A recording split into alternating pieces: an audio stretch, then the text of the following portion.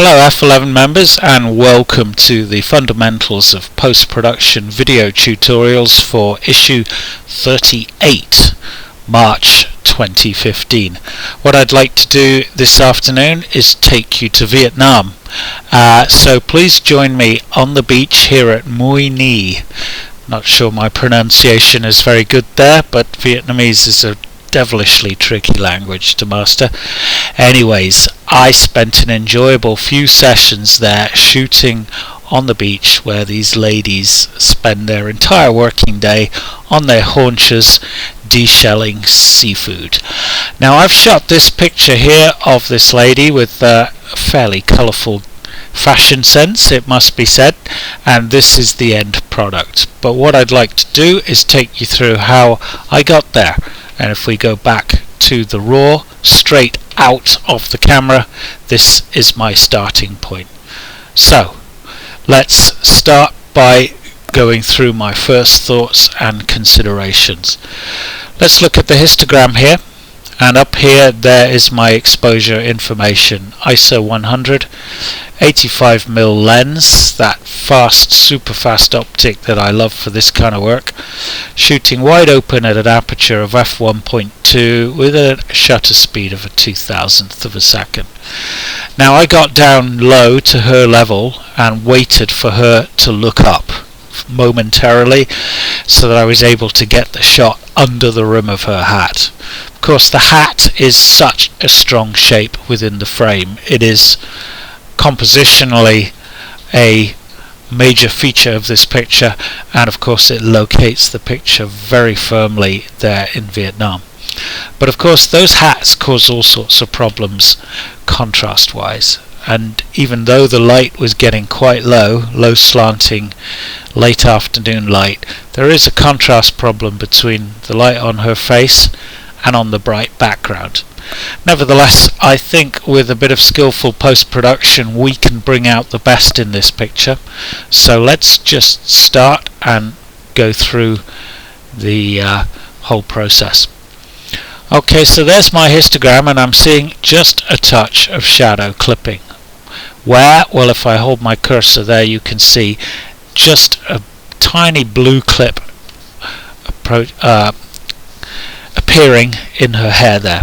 Nothing really to worry about there. I've pegged my exposure for the highlights in the background, so the histogram's about as good as it can be. I could possibly, I think, maybe looking at this shot now, have given it maybe in a third or maybe even a 2/3 of a stop more exposure.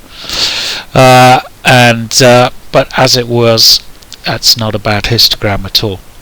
Of course, things happen very quickly when you're shooting pictures like this, and you have to be responsive and make sure that your exposure and your focus is ready. And for the moment when she looked up, which lasted just seconds, focused on her nearest eye there, you can see it's sharp and depth of field is minimal.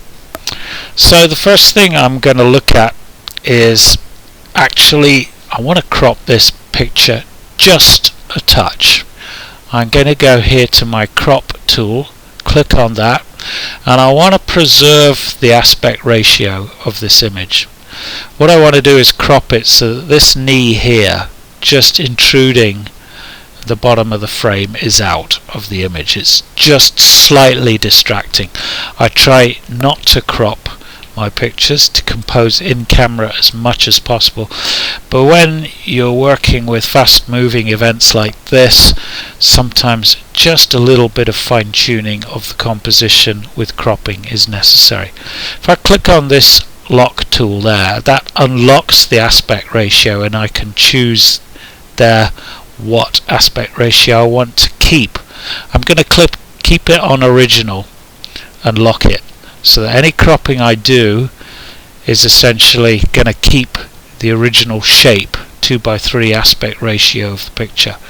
So I'm just going to move it in a touch until I lose those annoying bits on the bottom of the frame, and I'm pretty much happy with that there. So that's done. Click on done now, and I move forward, and my first thought is, how am I going to deal with this? I'm going to make two different conversions from the raw image and then bring them together in Photoshop. So,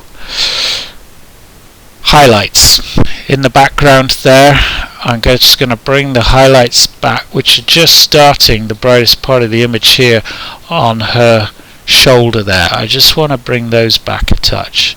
So I'm going to bring my highlights all the way back to about -48, halfway, -50. That's a bit too much. Back to -43 I think will be fine. I'm now going to come down to my tone curve, and I want to boost this tone curve so that I've got a good tone on her face.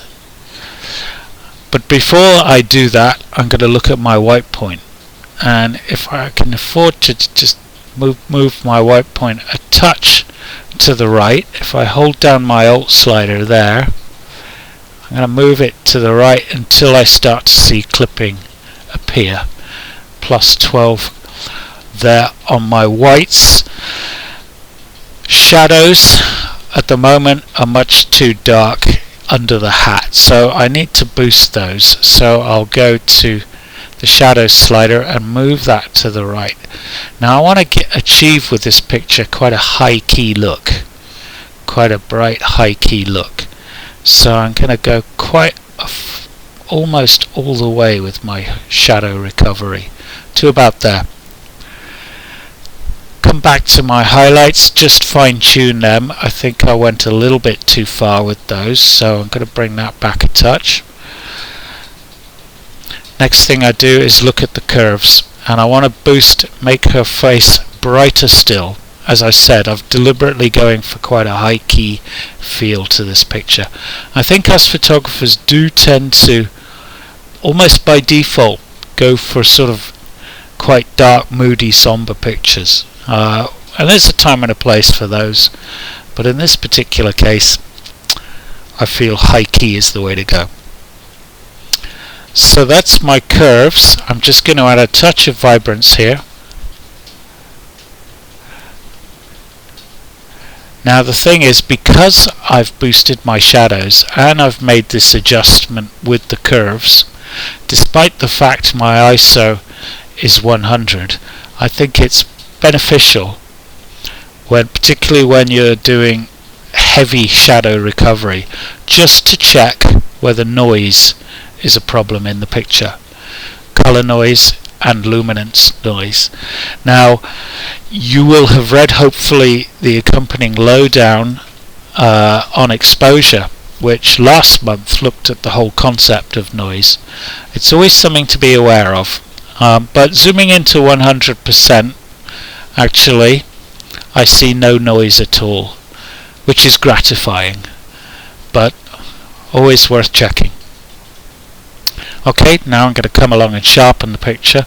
I just go here to my default preset, Lightroom preset, Sharpen Scenic. I know this is a face, but I never use that face sharpen. I always go for the scenic one, and I'm going to come down here and adjust my masking. Hold down the Alt slider, move masking across until the black mask is applied to the background. What this mask is doing is making sure that no sharpening is taking place where the black appears. The black appears in the even-toned out-of-focus background where there is no definable detail to be sharpened in the first place. At this stage now I'm going to export this picture. So I go Library, Export, and I'm going to put it in a folder called Images and a subfolder called Processed. So I select that folder. I want to put it in a subfolder called Vietnam.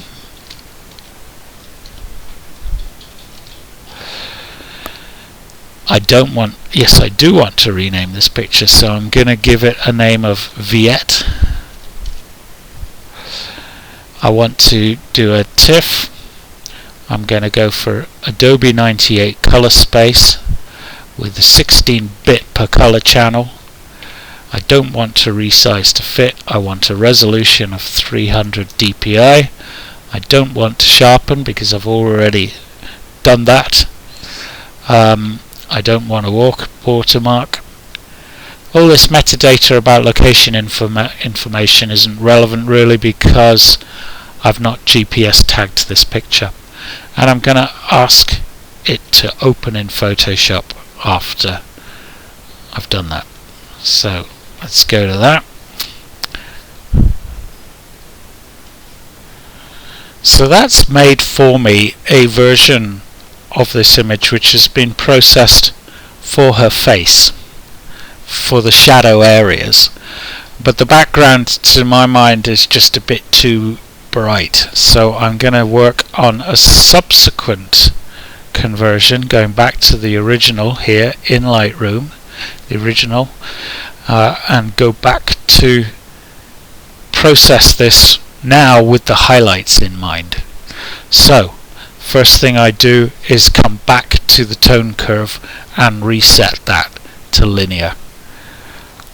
I'm now going to reset my shadows as well because I boosted those shadows quite significantly for her face. Now I'm just looking at the bright background, ignoring her.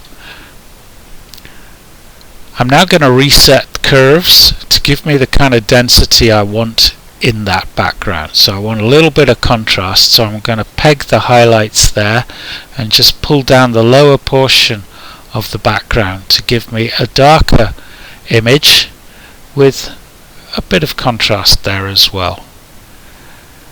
I'm going to go and pull back my highlights to a bit further there, and then finally I'm going to put a touch of a grad on, just a touch. So if I go to the grad filter here, click on that, I want it just to be coming in just on the top of the picture there, but not affecting her hat at all.